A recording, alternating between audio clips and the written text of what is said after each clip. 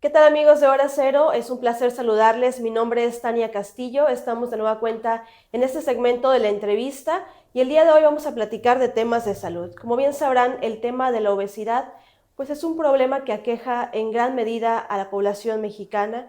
Y bueno, para ello tenemos a especialistas en diversos temas médicos que nos van a ampliar un poco sobre qué es la obesidad, cuáles son las consecuencias que provoca nuestra salud y qué podemos hacer para tratar pues de atender en mayor medida posible esta enfermedad. Y bueno, para no tener ningún detalle, voy a dejar que los expertos, primero que nada, se presenten, que nos den a conocer su currículum y posterior a ello, pues empezar a informarnos sobre qué es la obesidad. Adelante, quien guste Adelante, empezar. doctor Sí, Sánchez. bueno, buenos días, soy el doctor Alberto Sánchez, médico internista.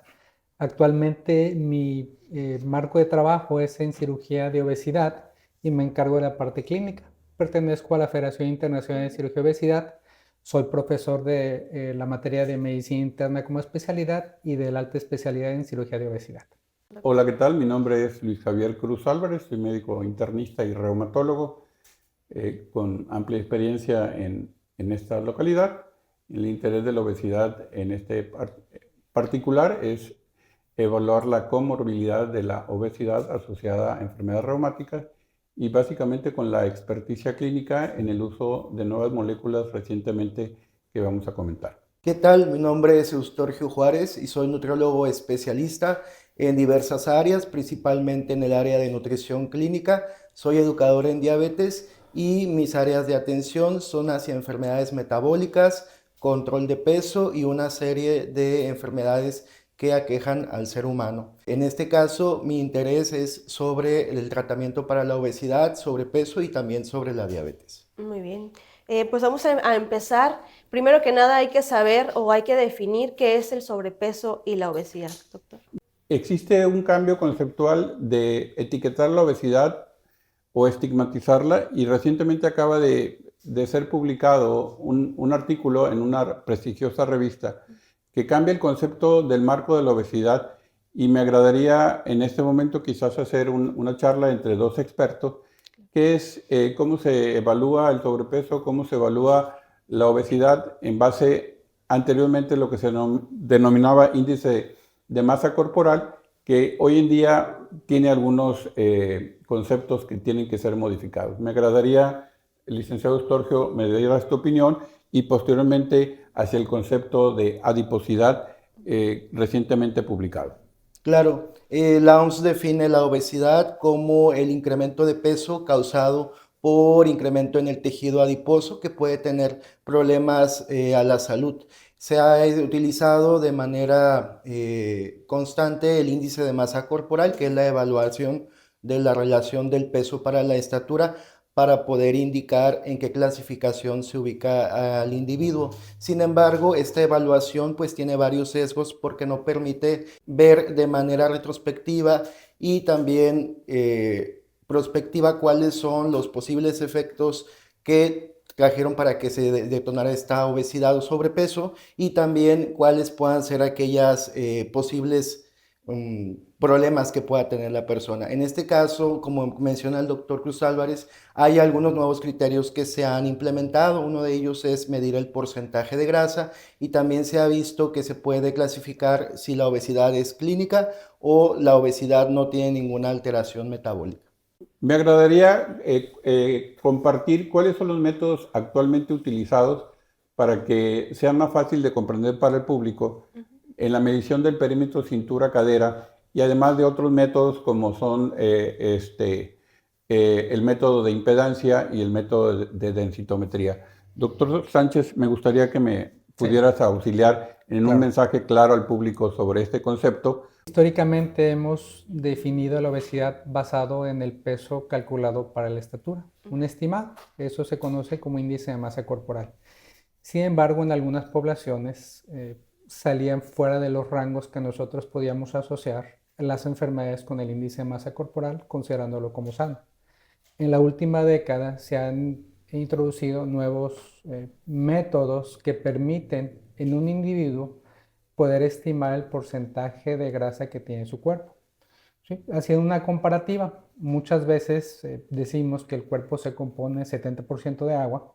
¿sí? Sin embargo, en algunos sujetos, esa cantidad empieza a perderse en proporciones y empieza a ganar el tejido graso. Estimado sería, por ejemplo, un tejido graso que no fuera superior al 30%. Tenemos personas que aún con peso normal, ese porcentaje de grasa se encuentra cerca del 50%. Y ahí es donde, sin tener un peso alto para su estatura, predominantemente es de tejido graso. Y eso puede acarrear enfermedades. Entonces, métodos para poder establecer estas relaciones existen algunas mediciones que se han hecho, como el perímetro cintura-cadera, donde vemos que si la cintura es mayor a la mayoría de las poblaciones de 90 centímetros, podemos estar correlacionándolo con mayor tejido adiposo a nivel orgánico. O sea, hablamos de riñones, hígado, corazón, eso con el simple hecho de tener el perímetro de cintura mayor a 90.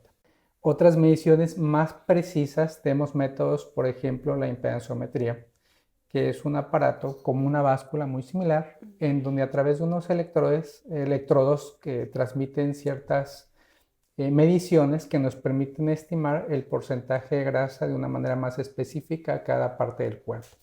Son estudios no dolorosos, no tienen ningún impacto sobre la salud, pero sí nos proporcionan mucha información.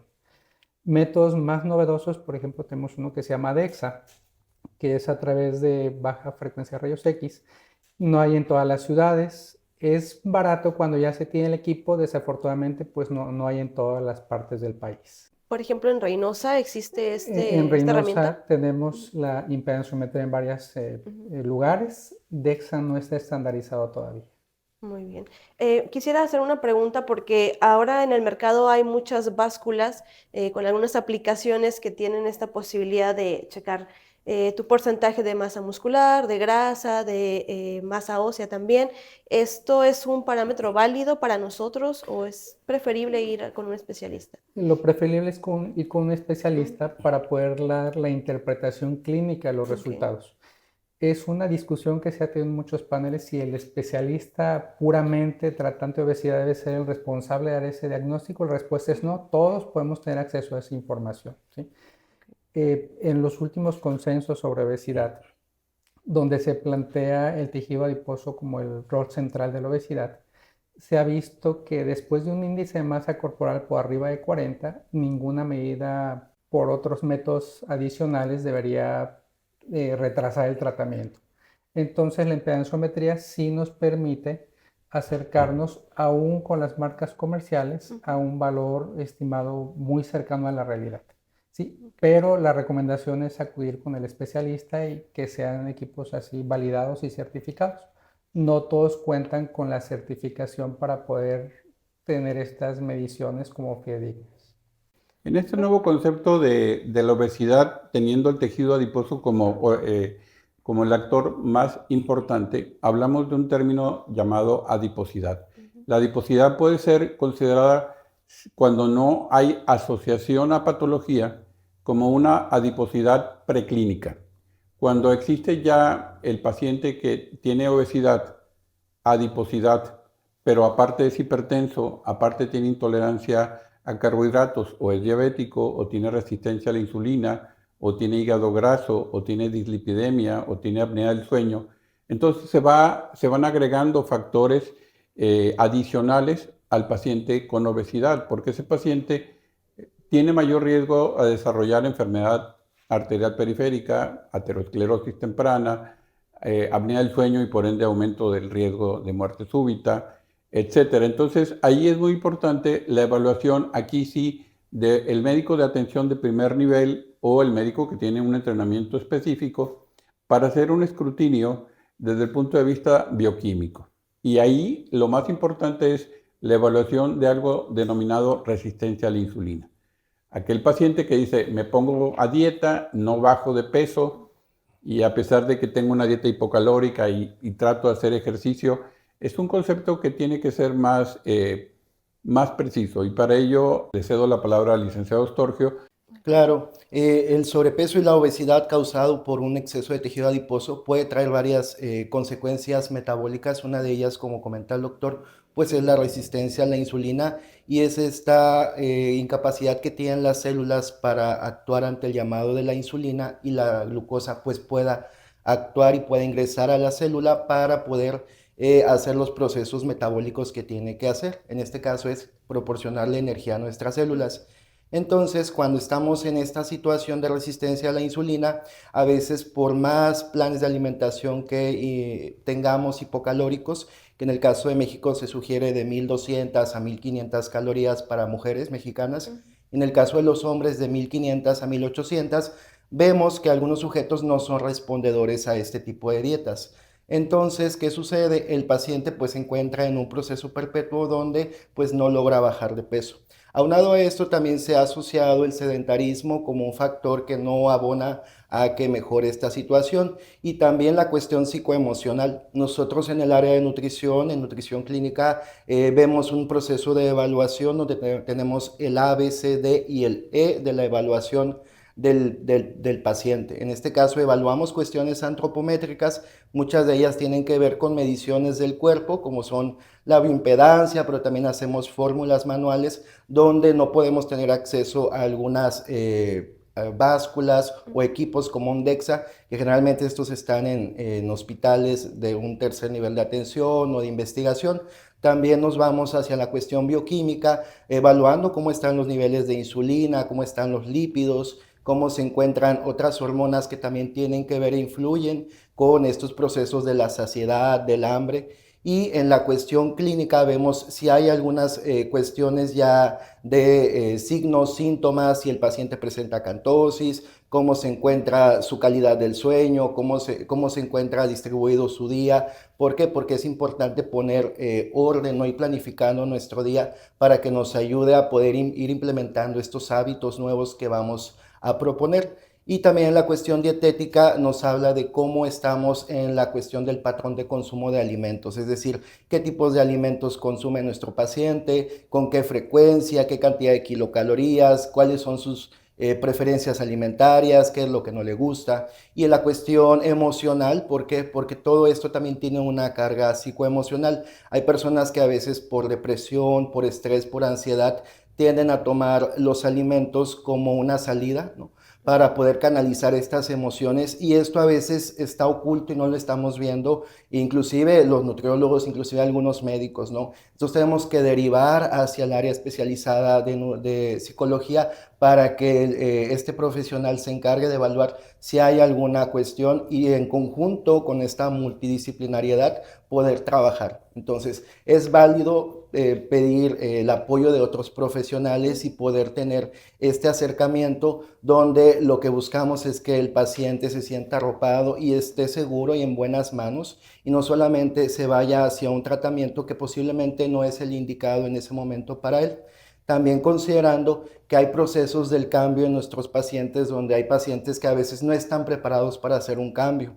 Llegan a consulta muchos pacientes que van porque la mamá, el papá o la esposa o los hijos pues los llevan, y a veces ellos no quieren hacer el cambio, entonces es muy difícil trabajar de esa manera.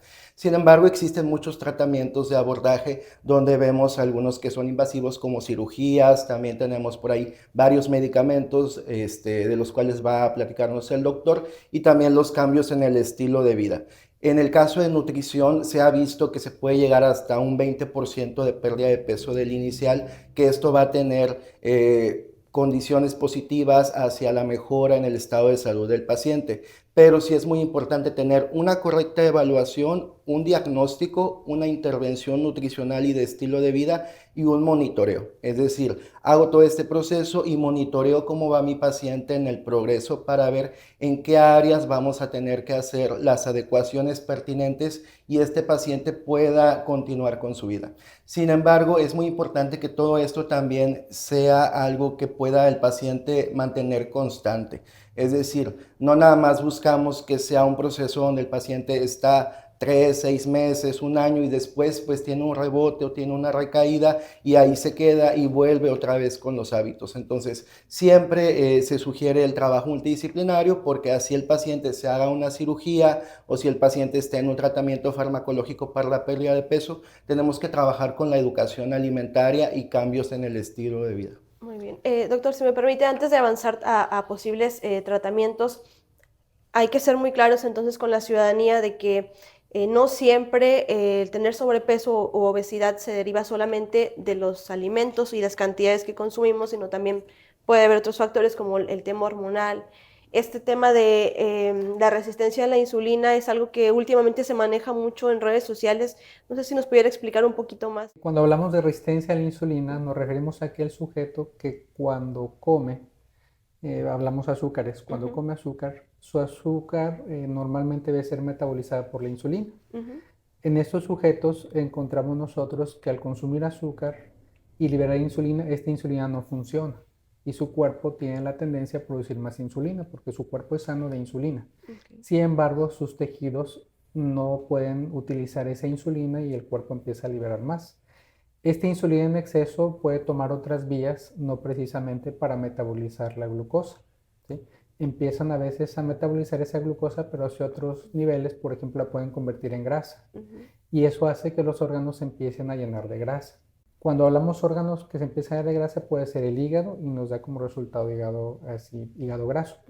Otras rutas recientemente descritas pueden ser los riñones, el corazón, el páncreas, que estos empiezan a tener acúmulos de grasa también, derivados de esa acción de la insulina sobre la glucosa cuando no se puede metabolizar correctamente.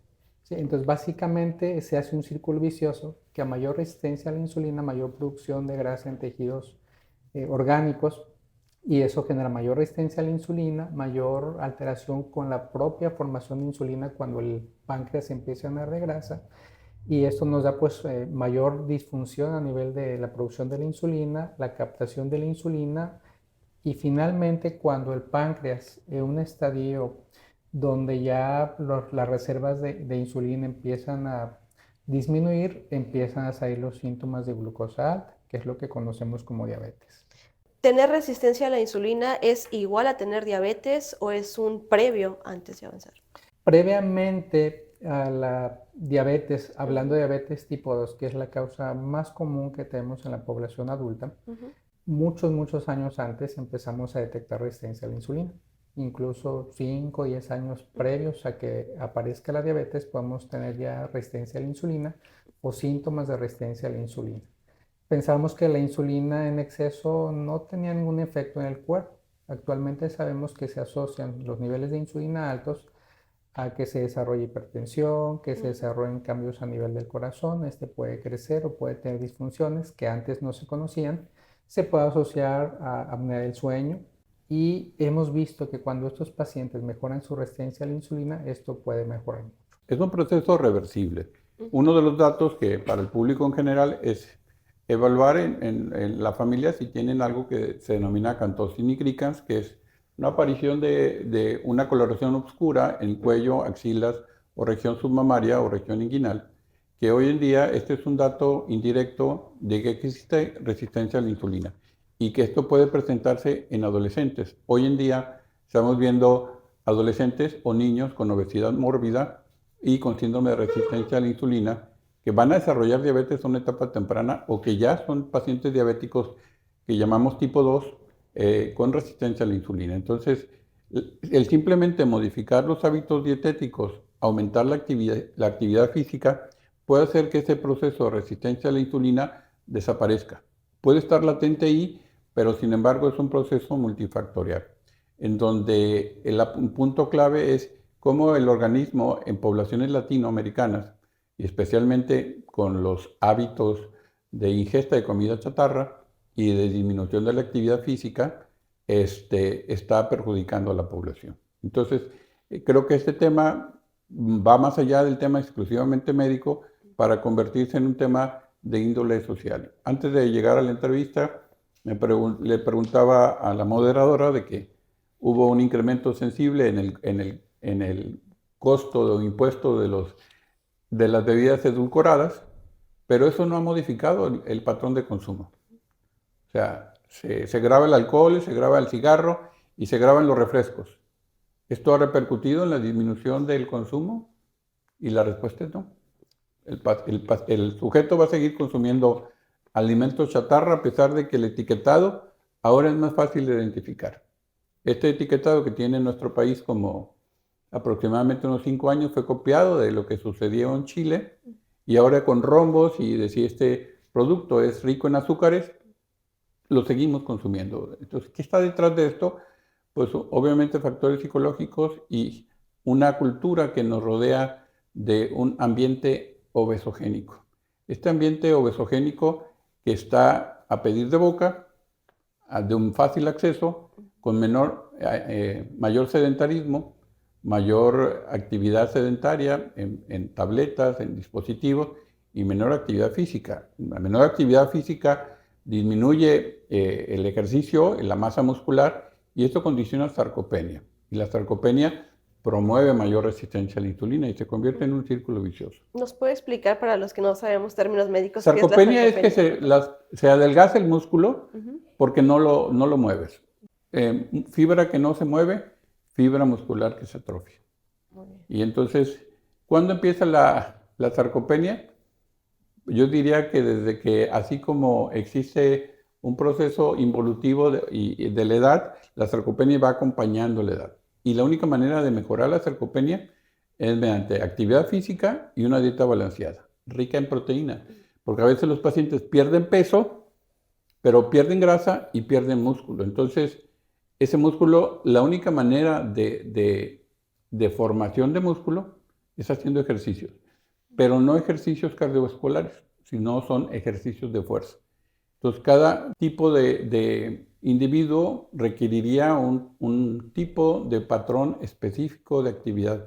Entonces, ahora con los relojes inteligentes y los monitores nos damos cuenta de que no nos movemos. El número de pasos que debemos dar, bueno, un estudio japonés decía que eran 10,000 pasos, ahorita hay cierta duda. Con que camine 7,000 pasos diarios, tenemos que movernos más. Los dispositivos ahora, hasta como si fuera un anillo, se monitoriza el patrón de sueño, qué cantidad de actividad física, y hoy en día está mucho más al alcance del público conocer nuestro estado de salud. Ese es el punto, tenemos mucho acceso a información, pero no sabemos cómo interpretarla, y de ahí la importancia de acudir con especialistas para que nos puedan guiar. Hemos hablado de la diabetes y de la hipertensión, pero ¿hay algunas otras enfermedades que nos pueda causar el tener sobrepeso y obesidad que nos quieran Sí, por destacar? supuesto. Esto se va en el concepto de enfermedades no transmisibles o enfermedades crónico-degenerativas, pero no nada más la diabetes o la hipertensión. Hoy en día, lo que se denomina como hígado graso, anteriormente se llamaba esteatosis hepática, hoy tiene otra clasificación. Cada año le cambian el nombre. Ahora se llama alteraciones metabólicas, alteraciones hepáticas en enfermedades metabólicas, MALSD en inglés. Y esto es sensiblemente frecuente. Fui con el radiólogo, me hizo un ultrasonido y tengo hígado graso. El ultrasonido tiene un porcentaje de discernimiento solamente del 20%. Es decir, eso asociado a alteraciones de las pruebas de funcionamiento hepático pueden producir que la célula del hígado se inflame y se hinche, se acumule grasa dentro de su estructura, que se llama hepatocito, y se genera una degeneración de la célula hepática. Y en un grado avanzado, eso puede producir cirrosis. No inducida por alcohol, no inducida por hepatitis, es inducida por cambios metabólicos. La primera causa en algunos países de primer mundo de falla hepática y de trasplante hepático es hígado graso secundario obesidad. Puede ser reversible hasta cierto punto. El estudio de elección es un estudio que se llama elastografía, que es un ultrasonido especializado, ya se hace en Reynosa, 2 o 3 sitios. Estamos tratando de reducir los costos para que sea más accesible, pero ya se demuestra aquí que tiene la misma eficacia que el equivalente a una biopsia hepática. Solamente tenemos una especialista en Reynosa en enfermedades hepáticas, y yo creo que debería darse más difusión a este tipo de acceso a tecnología de punta, porque es muy relevante. Hay una parte que puede ser reversible todavía con cirugía bariátrica, por ejemplo, o con estos análogos de GLP-1 que vamos a hablar a continuación. Pero, por ejemplo, esto es hígado graso. En cuestiones de apnea obstructiva del sueño, aquellas personas que roncan y que roncan en forma, dejan de respirar, se hace un estudio que se llama polisomnografía o poligrafía respiratoria, donde tenemos unos sensores.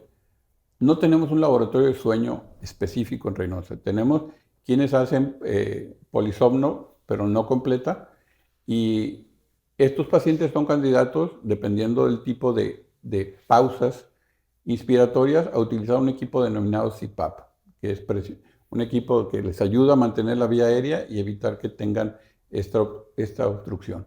Al bajar de peso o al hacerse la cirugía bariátrica o los análogos de GLP-1 y el programa de medicina de estilo de vida saludable, desaparece.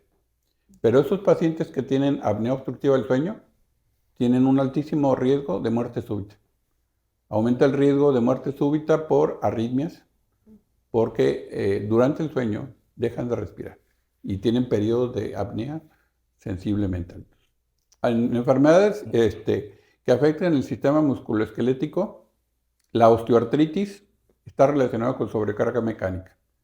Se ha demostrado en estudios operacionales a largo plazo que si reduce el sobrepeso, está reduciendo por centímetro cuadrado una sobrecarga mecánica que va a deteriorar el cartílago. Y ese paciente que ya tiene una gonartrosis severa va a requerir un reemplazo total de rodilla a una etapa muy temprana, 40 años de edad, cuando la vida media de las prótesis son 10 años. Entonces, antes de que esto ocurra, podemos prevenir disminuyendo de peso y mejorando. A nivel renal, por ejemplo, insuficiencia renal. Y hay algo que llamamos ahora ya el comportamiento del riñón en la obesidad, que es otro tema interesante. Claro, y aunando a esto, sí la raíz de esta mayoría de enfermedades y complicaciones metabólicas es la resistencia a la insulina. Entonces, un paciente que empieza con resistencia a la insulina, a lo largo del tiempo, si continúa con los mismos hábitos, puede ya presentar una prediabetes, posiblemente una diabetes después, y esa diabetes descontrolada o maltratada a lo largo de los años nos lleva ya a diagnósticos donde hay problemas con los ojos, presentan problemas con los riñones y daño hacia los nervios y la sensibilidad, principalmente en extremidades inferiores. La mayoría de los pacientes que se detectan que ya tienen diabetes de largo tiempo son porque llegan ya con problemas muy marcados, ¿no? Que ya están con algún problema de enfermedad renal en algún grado, y esto nos habla entonces de que todos estos problemas se han aunado por lo menos de 5 o 10 años. Hay algunos estudios inclusive que se ha visto que la prediabetes y la diabetes puede ser reversible en los primeros años de aparición. Uno de ellos es, sí, claro, por medio de la cirugía bariátrica, pero se han estudiado distintos patrones dietéticos, es decir, dietas que pueden llevarnos a una remisión de la prediabetes y la diabetes. Nosotros hicimos un estudio donde evaluamos cuáles eran estos posibles patrones dietéticos y se han estudiado muchos efectos, por ejemplo, en la dieta cetogénica, en la dieta de ayuno intermitente, dietas muy bajas en hidratos de carbono, dietas con reemplazos dietéticos. Y esto lo que se busca es precisamente que el paciente por lo menos pueda tener de un 10 a un 20% el peso inicial, porque esto va a poder revertir esta condición que en cierto modo va ligada en parte a la resistencia a la insulina. Solamente que hay un detalle: este mismo proceso de la resistencia a la insulina empieza a generar que el paciente tenga demasiado apetito, y si no logramos mitigar esta cuestión, por más dietas hipocalóricas que les demos al paciente, pues claro que va a estar queriendo consumir más alimentos, y justo es donde entran estos medicamentos análogos de GLP-1, porque ayudan justo a mitigar esa ansiedad por consumo de hidratos de carbono simples. Eso es muy común encontrar que los pacientes quieran estar consumiendo azúcares constantemente, ¿no? Refrescos, chocolates, panes, dulces, que es típico que lo consumamos en la población mexicana. Sin embargo, cuando podemos ya poner en orden, en control estos sistemas hormonales, ayuda a que el paciente tenga un mejor apego y por lo tanto pues pueda llegar a sus metas y objetivos. Además de la apariencia física, ¿qué señales de alarma debo tener en cuenta para saber que ya tengo que buscar el apoyo de un especialista para controlar mi peso y probablemente pues resistencia a la insulina? ¿Qué tipo de análisis hay que hacerse? Adelante, doctor. Sí, creo que en ese sentido, en la población mexicana, vamos a poner el ejemplo así de la localidad. Prácticamente todos los adultos que tengan una consulta médica por cualquier motivo deben ser evaluados con estas interrogantes, ¿verdad? Ujú. ¿En tu familia tienes algún pariente así cercano que tenga alguna enfermedad, Ujú. ya sea diabetes, hipertensión, hígado graso, colesterol triglicéridos altos o enfermedades del corazón? Porque sabemos que más allá de la herencia genética que podemos pensar que es la Ujú. causa principal, va más relacionado con los hábitos. Toda gente que tiene el perímetro de cintura con una simple cinta métrica Ujú. que midamos y está fuera de los 90 centímetros, así universales, Ujú. pues ya sabemos que puede ser portador de alguna de estas enfermedades. Ok. Si a eso le vamos sumando algunos puntos o bueno, algunos otros distintivos como el que no hace actividad física, que consume bebidas con mucho Ujú. azúcar, que consume alcohol, que sabemos que por su actividad laboral tiene que estar mucho tiempo sentado, sabemos que es un paciente o una persona en riesgo de tener muchas enfermedades. Ujú. Creo que con el simple hecho de tener familiares cercanos con alguna enfermedad y no estar en nuestro peso ideal, sería conveniente acercarnos con un profesional de la salud para que nos haga todo esto de chequeo, más allá de acudir personalmente a hacernos así chequeos. Ujú. Sabemos que es muy común en la localidad que algún laboratorio pone pruebas de laboratorio a Hacen ciertos ofertas, precios ajá. en oferta, te tomas la muestra, pero no es simplemente tomar la muestra, es darle el seguimiento. Ujú. Como bien comenta, el estilo de vida es la parte principal, a pesar de que no tengas alguna enfermedad, porque el laboratorio no salió con negritos Ujú. o no sale un valor alterado. Eso no significa que no seas portador de enfermedad o que no seas portador de ese riesgo que perfectamente se puede mantener controlado o incluso revertirlo Ujú. con simples cambios de estilo de vida. Ahí es donde nos apoyamos bastante de los educadores en estilo de vida, gente que no tiene enfermedades, aparentemente por los laboratorios normales, ¿sí? Muy bien. Entonces, todos los, así mensaje, todos los adultos mayores o incluso niños que no estén en su Ujú. peso normal y que tengan familiares directos con enfermedades serían candidatos a tener una evaluación médica. Entonces, el índice de masa corporal podría ser una primera señal Una que primera nos mande señal. con un Así es. especialista. Muy Y bien. tener familiares cercanos con enfermedades. Esa Ok. es una señal muy directa de nuestra población. Una vez que cumplo con estos criterios y me acerco con un especialista, ¿qué tipo de tratamientos son los que están disponibles o qué puedo hacer para revertir esta situación Ok, desde sus diferentes sí. especialidades? Creo que en este punto entramos en estilo de vida, ¿sí? Que es Sí, el primer punto, ¿verdad? quiero hacer énfasis que el gobierno estatal instauró una subdirección de medicina estilo de vida a cargo del doctor Luis John Flores.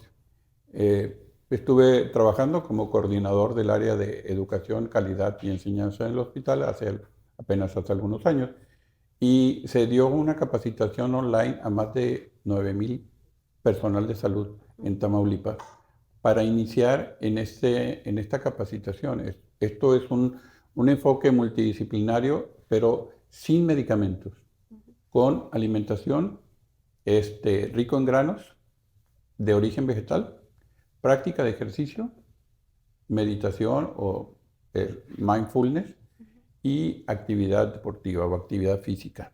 Estos pilares de medicina estilo de vida, a mí me interesaría muchísimo que posteriormente pudiéramos tener una sesión al respecto e invitar a gente experta en esta área, porque realmente creo que este es el factor de prevención. Más que una cirugía bariátrica o más que un enfoque farmacológico, el enfoque hacia la población en general es la modificación del estilo de vida.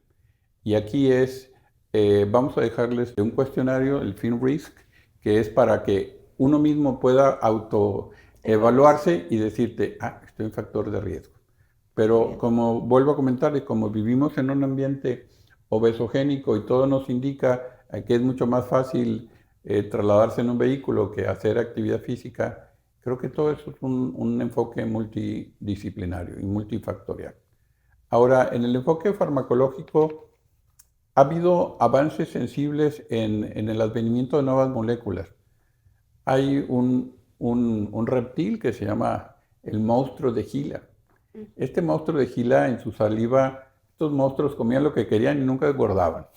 Y entonces algún investigador hace más de 4 décadas aisló una sustancia y eso lo pudo replicar en el laboratorio y a esa sustancia se demostró que tenía un efecto regulador sobre el metabolismo de la glucosa y que podía modificar el apetito. Y esta sustancia se le llamó análogo de GLP-1. Inicialmente, Exenatida fue el primer fármaco de aplicación diaria y posteriormente empezaron otros tipos de fármacos mucho más específicos.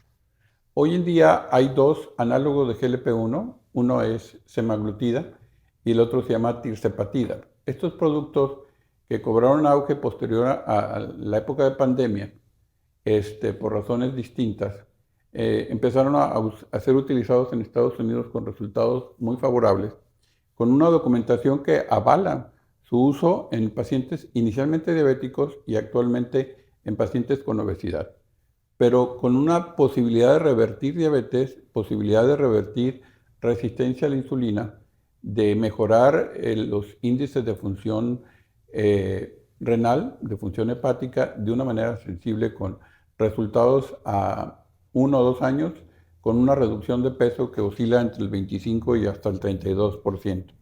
No es el objetivo de esta sesión, sino simplemente de tipo informativo. Ambas moléculas son sensiblemente eficaces, seguras, pero evitar que el sujeto se automedique porque estos productos son de libre consumo. El paciente puede ir a cualquier farmacia y comprarlos, pero no es nada más su aplicación, su autoadministración, sino la administración de este producto bajo la tutela de un profesional de la salud.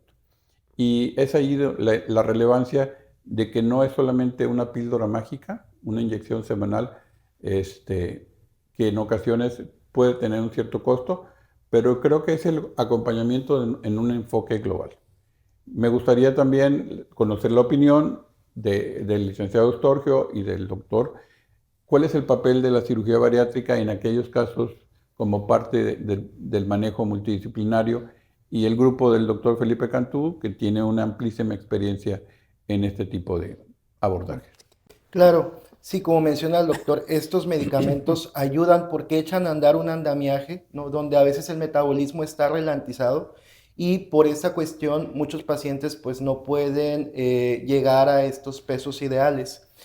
Sin embargo, como bien comenta, sí se venden de manera libre. Inclusive hay algunos profesionales de la salud que en una mala praxis solamente se enfocan a estar con este tratamiento sin poder ir trabajando de otra manera la cuestión de hábitos saludables, inclusive de tener una evaluación previa para ver si realmente son candidatos a este tratamiento. ¿Por qué? Porque esos tratamientos sí pueden tener algunos efectos secundarios, principalmente a nivel gastrointestinal. Ya los nuevos que están en el mercado se ha visto que no tienen tantos efectos secundarios como los que salieron al inicio. Sin embargo, hay una posibilidad de un 20 hasta un 30% de que el paciente, después de que termine el tratamiento, pueda tener un efecto rebote de cierta cantidad de kilos que pueda volver a regresar.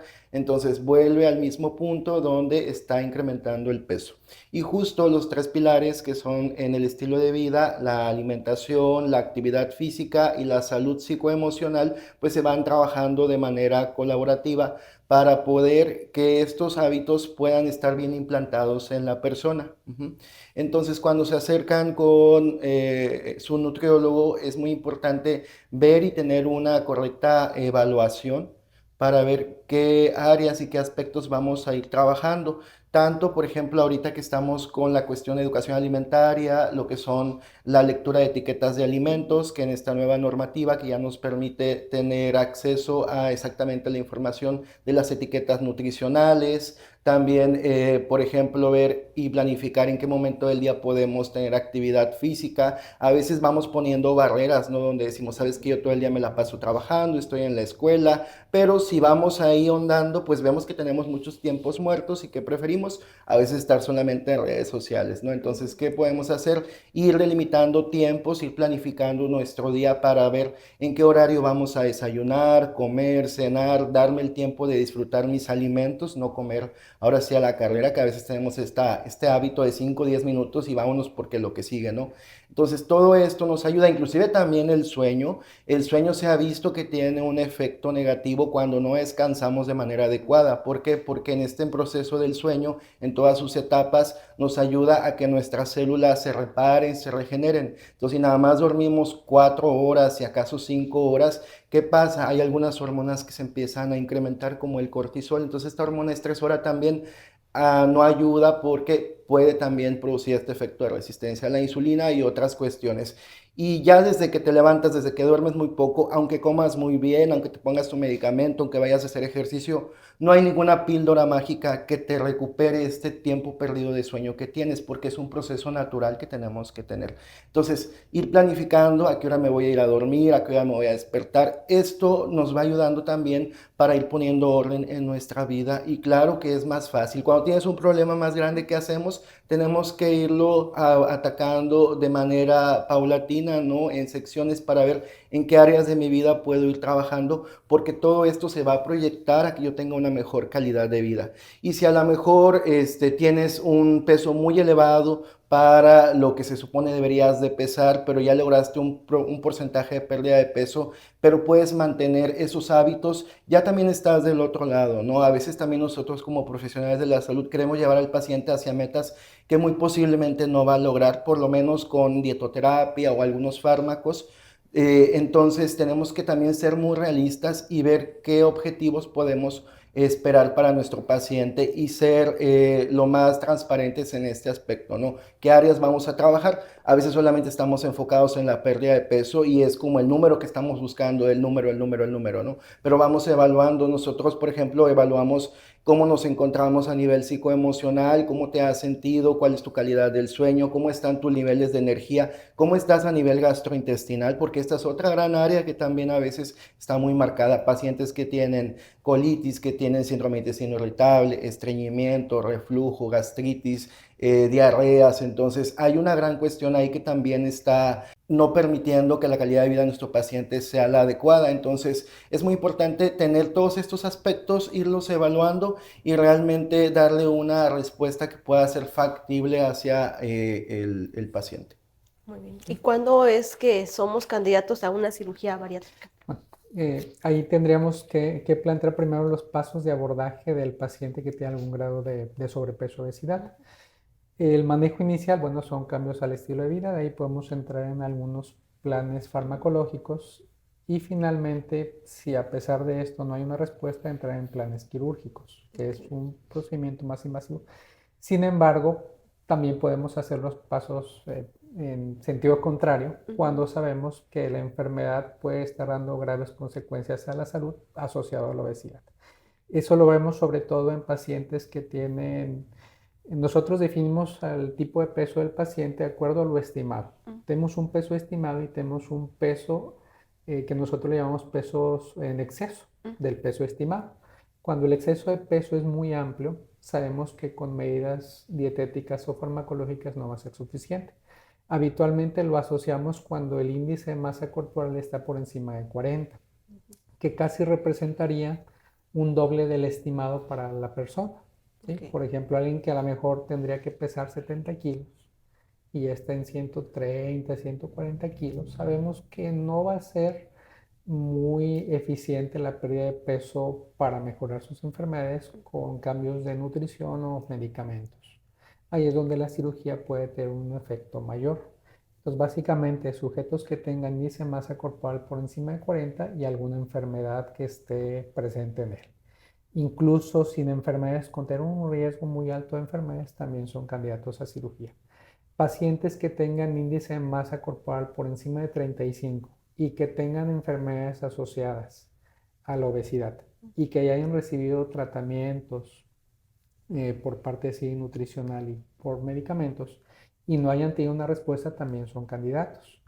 Y las nuevas tendencias que hemos visto y que ahorita es con lo que se está compitiendo a nivel farmacológico es pacientes con índice de masa corporal por encima de 30 o en algunas poblaciones muy específicas por encima de 27 de masa corporal y que ya tengan esa alta predisposición a tener enfermedades asociadas a la obesidad, pueden ser candidatos a iniciar tratamientos farmacológicos y si no hay respuesta, un segundo paso podría ser incluso la cirugía. ¿Ok? En México seguimos con esas tendencias de tener alguna enfermedad con índice de masa corporal arriba de 35 y que no se controle, son candidatos a cirugía. Muy ¿Ok? bien. También es importante destacar que no por mi gusto me la van a realizar por más Sí, interés que tenga en adelgazar rápido. Tiene que sí. cumplirse esos criterios. Debe cumplir criterios evaluados por profesionales en centros que son, nosotros llamamos centros certificados. Ujú. No todos los países cuentan con certificaciones para este tipo de centros. Aquí en México somos un país que tiene una organización en estos centros a partir del Colegio Mexicano para Cirugías de Enfermedades Metabólicas y Obesidad, el CEMECO en sus siglas, y son los que regulan el ejercicio de estas unidades. Se hace una evaluación de la unidad para entregarle una certificación de que son centros que cuentan con el manejo multidisciplinario para poder ofrecer este tipo de procedimientos. Sabemos que en otras partes del mundo así se opera el paciente y no vuelven a darle seguimiento. Mientras no haya este seguimiento, el paciente puede perder peso muchas veces, pero caemos en un punto que se llama recurrencia. Ese peso que perdieron, al no tener ningún tipo de seguimiento nutricional, psicológico, de actividad física, vuelve a reganar el peso o incluso lo puede subir a pesar de los procedimientos que se realicen. En este punto, pues estamos hablando de el sobrepeso, de las causas que lo llevan, de las enfermedades que podemos tener, del tratamiento integral y pues destacar que la intención de esta plática no es estigmatizar a las personas que tienen sobrepeso u obesidad, sino pues aclarar los riesgos que corren y Correcto. abonarle ¿no? al tema de la prevención y del tratamiento de quienes ya están padeciendo. Es ¿no? correcto. Sí, pues dejar las puertas abiertas en las diferentes disciplinas de salud que nos encargamos de tratar a los pacientes. Un médico solo, un nutriólogo solo, un cirujano solo, no pueden ver todos los aspectos de un paciente. Tenemos que hacer trabajo en equipo, habitualmente pues es trabajo multidisciplinario, porque a pesar de que les demos un medicamento, probablemente no podemos darles el apoyo psicológico o el apoyo nutricional a una sola persona. Tenemos que ser varios que estamos involucrados en el tratamiento del paciente.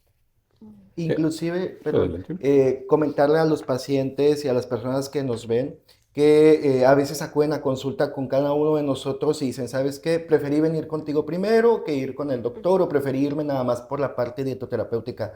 Cuando no, sí tenemos que hacer un trabajo colaborativo. Yo me encanta trabajar con profesionales porque a veces refiero con algunos médicos del área que sé dónde deben de ir y ser abordados porque hay cosas que salen a veces de mi ámbito de intervención. Entonces, esos pacientes que dicen, sabes que solamente me voy por el plan de alimentación, por la dieta, pero sabemos que requieren a lo mejor alguna otra intervención, o si en dado caso, a mí en mi caso me han tocado varios pacientes que tienen una obesidad mayor a un índice de masa corporal de 40 o porcentaje de grasa por encima de 50% y me está llegando ya casi con 180 kilos.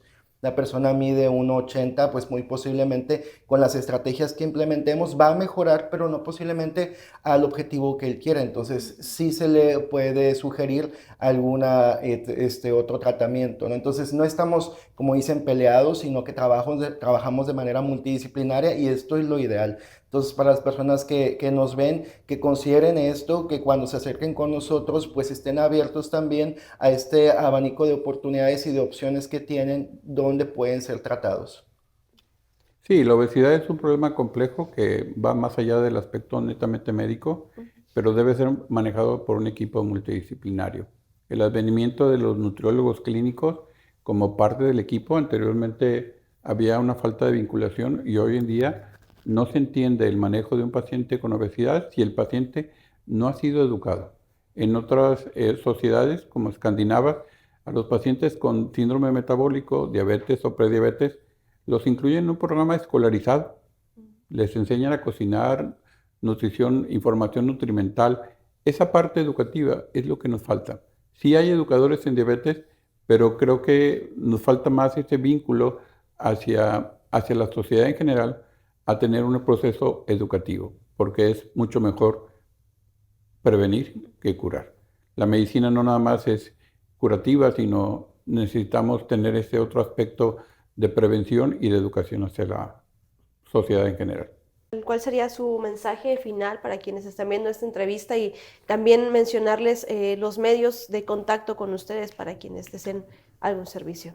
Claro que sí, Sí. el mensaje. Bueno, mensaje final, no existe una fórmula mágica única que nos haga perder peso, es la realidad. Sí, tener mucho cuidado con automedicarse o llevar algún tipo de medicamento, porque estamos viendo muchos efectos secundarios en las composiciones corporales al perder tanto tejido graso como tejido muscular. Eso no se veía, lo estamos viendo por el uso indiscriminado de medicamentos de nueva generación para tratamiento del peso. Sí, y el tratamiento multidisciplinario y el seguimiento a largo plazo es la herramienta, la única herramienta que tenemos para darle combate a esto. ¿Ok? ¿Dónde lo Nos pueden contactar? encontramos en el consultorio 108 del Hospital Cristos Muguerza, Instituto de Medicina Manzana. Por favor, recuerde su nombre Sí, público. soy el doctor Alberto Sánchez, médico internista.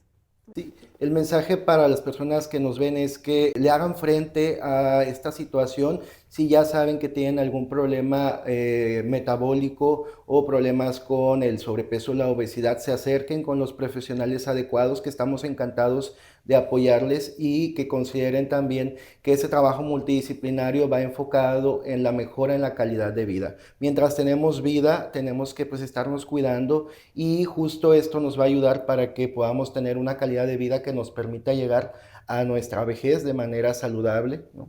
Yo soy el doctor Eustorgio Juárez, nos encuentran en NutriCenter, en la calle Elías Piña, en la calle 20, y por ahí estamos encantados de atenderles.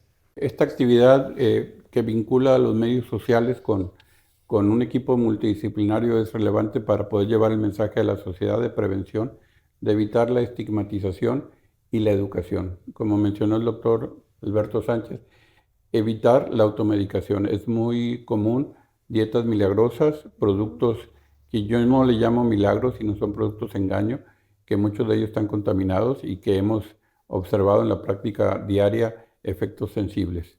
Estas nuevas generaciones de productos análogos de GLP-1 deben ser prescritos por un médico que tenga experticia en los mismos y que conozca el manejo integral. Mi nombre es Luis Javier Cruz Álvarez, me encuentro en el Centro Médico San Francisco, laboro en el Hospital Regional del Río, soy médico reumatólogo. Gracias por la invitación. Muchas gracias. Pues bien, ahí escuchamos este mensaje por parte de diferentes especialistas que nos pueden ayudar a atender este tema del sobrepeso y la obesidad, sobre todo pues entender que va más allá de nuestro aspecto físico, sino las complicaciones y afectaciones en nuestra calidad de vida que podría generar permanecer en estas condiciones. Mi nombre es Tania Castillo, les agradezco mucho por la información que nos han brindado y bueno, la invitación queda abierta cuando quieran regresar. Estamos a sus órdenes. Muchas gracias y bueno, los invitamos a que nos sigan en nuestras diferentes redes sociales. No solamente estamos aquí en YouTube, estamos en Facebook, en Instagram, en TikTok y por supuesto nuestra revista impresa. Muchas gracias y hasta la próxima.